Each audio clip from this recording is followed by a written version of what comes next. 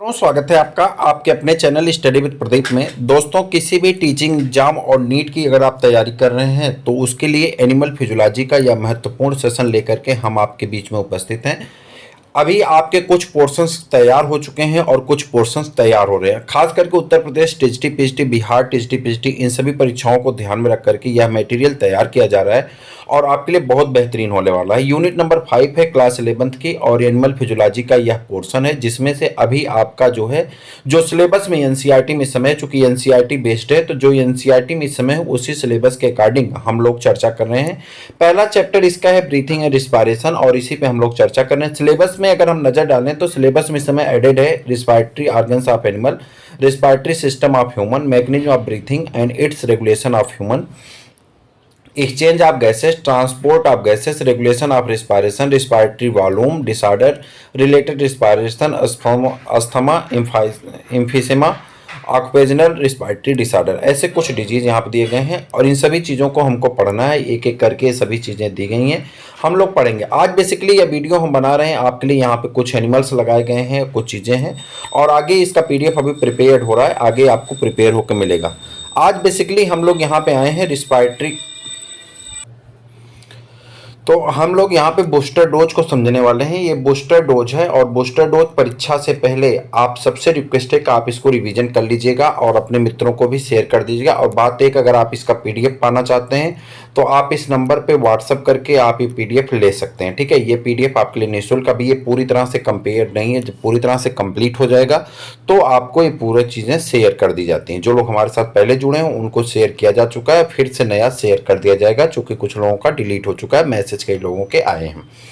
चलिए आगे बढ़ते हैं और यहाँ पे देखते हैं क्या क्या दिया गया। एनिमल ग्रुप्स दिए गए हैं और रिस्पायरेटरी सिस्टम दिए गए हैं। यहाँ से एक प्रश्न आपके हर एक एग्जाम में पूछा जाता है, एक गारंटी है और ये जो टेबल है इस टेबल में से ही वो आएगा, इस बात का 100% हम आपकी गारंटी लेते हैं कि अगर रिस्पायरेटरी ऑर्गन से प्रश्न आपसे पूछे गए, स्ट्रक्चर से पूछे गए, तो इसी टेबल में से आपको प्रश्न मिल जाएंगे। चलिए देखते हैं क्या है। कह रहा प्रोटोजोवन, प्रोटोजोन में रिस्पायरेशन अमीबा और पैरामीशियम जैसे जो एग्जांपल्स होते हैं उसमें किससे होता है? प्लाज्मा मेम्ब्रेन से होता है। आप सब जानते हैं प्लाज्मा मेम्ब्रेन किस प्रोसेस से होता है, आप ये बता सकते हैं किस प्रोसेस से होता है? प्रक्रिया अगर आप बता दें, which process are involved in the respiration of aquatic organism या यूनिसेलुलर ऑर्गेनिज्म, किस प्रक्रिया से गैसेस एक्सचेंज होता है? मैं उम्मीद करूंगा कि आप इनका आंसर दे पाएंगे और इसका उत्तर आप जरूर दीजिएगा, कौन सी ऐसी प्रक्रिया होती है जिससे गैसेस एक्सचेंज होते हैं, ठीक है। आगे बढ़ते हैं। दूसरा पूछ रहा है स्पंज में, यहाँ पे भी सेल मेम्ब्रेन या प्लाज्मा मेम्ब्रेन से, हाइड्रा में बॉडी सरफेस से होता है, ठीक है, चूंकि टिश्यू ग्रेड ऑर्गेनिज्म हो जाता है। प्लेटेहेल्मिन्थीन में दो तरह के ऑर्गेनिज्म पाए जाते हैं, हम आपको पढ़ा चुके हैं, कुछ फ्री लिविंग होते हैं और कुछ जो होते हैं पैरासाइटिक फॉर्म में होते हैं। जो फ्री लिविंग होते हैं उनमें जो है आपके बॉडी सरफेस होता है और जो पैरासाइटिक फॉर्म में जैसे टैपवार्म है, इसमें एक्सचेंज ऑफ गैसेस एनाएरोबिक रिस्पायरेशन होता है, कोई गैसेस एक्सचेंज नहीं होता, चूंकि एनाएरोबिक रिस्पायरेशन यहाँ पे देखा जाता है।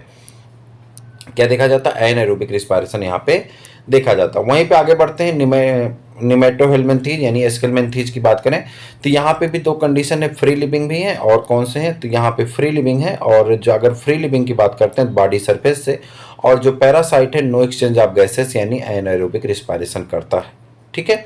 आगे बढ़ते हैं। एनिलिडा की बात करते हैं। एनिलिडा में अर्थवर्म आते हैं, स्किन से करते हैं, क्यूटेनियस रिस्पायरेशन के नाम से जाना जाता है। आर्थ्रोपोडा की बात करते हैं। प्राण एंड क्राइफिश की बात करें तो गिल से करता ब्रांचियल रिस्पायरेशन कहा जाता है। इंसेक्ट, सेंटीपीड्स, मिलीपीड्स, टिक, ये सभी ट्रैकियल रिस्पायरेशन करते हैं, यानी ट्रैकियल रिस्पायरेशन होता है, ट्रैकिया से करते हैं। स्कॉर्पियन और स्पाइडर जो है बुक लंग से करते हैं। किंग क्रैप्स, ल्यूमलस जिसे कहा जाता है, बुक गिल से करता है। तो ये कुछ एग्जांपल्स हैं जो अलग अलग रिस्पायरेटरी ऑर्गन के दिए गए। अगर बात करते हैं मोलस्का में तो यूनियो जो है टिनिडिया पाया जाता है और टिनिडिया से जो है करता है, और ये अगर पाइला की बात करें तो 1 टिनिडियम पाया जाता है, गिल जिसे कहते हैं, और 1 पल्मोनरी सैक यानी लंग्स भी पाए जाते हैं। इसीलिए इसे इनवर्टिब्रेट का एम्फीबिया कहा जाता है पाइला को। इकाइनोडर्मेटा की बात करते हैं तो स्टारफिश जो है डर्मल ब्रांची से करते हैं और ट्यूब फीट के माध्यम से रिस्पायरेशन करते हैं। हार्डमानिया की बात करते हैं, ब्लेनो ग्लासेस आता है, इसका एग्जाम्पल होता है, फेरेंजियल रिस्पायरेशन करता है, ठीक है। और उसके बाद आगे बढ़ जाते हैं, कार्डेटा में कराएं तो यूरोकार्डेटा, सिफेलोकार्डेटा। यूरोकार्डेटा जो एग्जाम्पल होता है हार्डमानिया कहते हैं, ये भी फेरेंजियल रिस्पायरेशन करता है। सिफेलोकार्डेटा भी फेरेंजियल रिस्पायरेशन करता है, ब्रांकियोस्टोमा जिसका मेंबर होता है।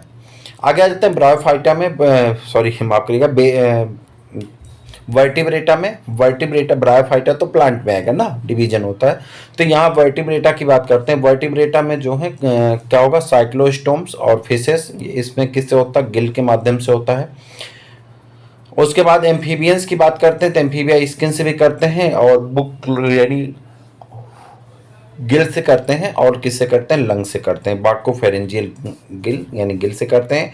रेप्टिलिया, बर्ड्स और मेमेलिया के जो क्लास होते हैं ये सभी लंग से करते हैं। कुछ एक्सेप्शनल केसेस हैं जैसे कि नीचे दिए गए हैं, जैसे कि swim bladders, it is the vascular diverticulum from the oesophagus in many bony fishes. ज़्यादातर बोनी फिशों में स्विम ब्लैडर पाया जाता है, वो बार बार सांस लेने के लिए ऊपर पानी में जंप लगाती रहती हैं। These surface frequently come to the surface of the water and gulf air to the swim bladders in where exchange of gases। दूसरा है लेब्रिथीन ऑर्गन्स। लेब्रिथीन ऑर्गन्स जो हैं, these are the bony plates covered with thin vascular membrane in the dorsal extension of the gill chambers in the climbing perch anabas, a gulf of a fresh air of the supplied by the fish. These organs where exchange of gases occurs. Cloaca. Some turtles has vascular sacs, cloaca respiration when submerged water। कह रहा कुछ ऐसे होते हैं turtles, कछुआ, जिसमें cloaca पाया जाता है जो रिस्पायरेशन का काम करता है। ये हमारा बूस्टर डोज था। जब नोट्स पढ़ेंगे तो ये चीज़ें आपको नोट्स में तो मिल ही रही हैं, लेकिन बूस्टर डोज क्या है, क्विक रिवीजन के तौर पे। उसके बाद सेल्फ इवैल्यूएशन रहेगा टॉपिक वाइज। जब जैसे रिस्पायरेटरी ऑर्गन्स ऑफ ह्यूमन, अब ये आपका यहाँ तक टाइप हुआ, दूसरे पीडीएफ में और टाइप किया गया, इसमें अटैच करना बाकी है। जब अटैच कर दिया जाएगा फिर तीसरा पीडीएफ, चौथा पीडीएफ, इसी तरह से सबका अटैच करके रिस्पायरेटरी सिस्टम जब कंप्लीट, जैसे ह्यूमन का रिस्पायरेटरी ऑर्गन जब कंप्लीट हो जाएगा तो इसके इवैल्यूएशन क्वेश्चन। फिर उसके बाद क्या होगा कि रिस्पायरेटरी ऑर्गन के बाद जो और भी टॉपिक होंगे, जैसे यहाँ पे टॉपिक दी गई ना, तो एक टॉपिक कंप्लीट हो, जैसे ये एक टॉपिक यहाँ पे कंप्लीट होती, कौन सा, respiratory organs of animal complete हुआ, सेल्फ इवैल्यूएशन आ गया। Respiratory organ of human, system of human complete होगा, एक क्वेश्चन आ जाएगा। Mechanism of breathing and respiration regulation of human being, जब ये कंप्लीट होगा तो उसके प्रश्न आ जाएंगे, और इसी तरह से ये प्रश्न आते रहेंगे, आपके लिए इंपॉर्टेंट बनता जाएगा। आई होप कि ये आप सबको बहुत पसंद आएगा। आने वाले दिनों में इसका लाभ भी बहुत मिलेगा, तो अपने मित्रों को शेयर करते रहिए, चैनल को जरूर सब्सक्राइब करिए। फिर मिलते हैं किसी और वीडियो में, तब तक के लिए इजाजत दीजिए। जय हिंद।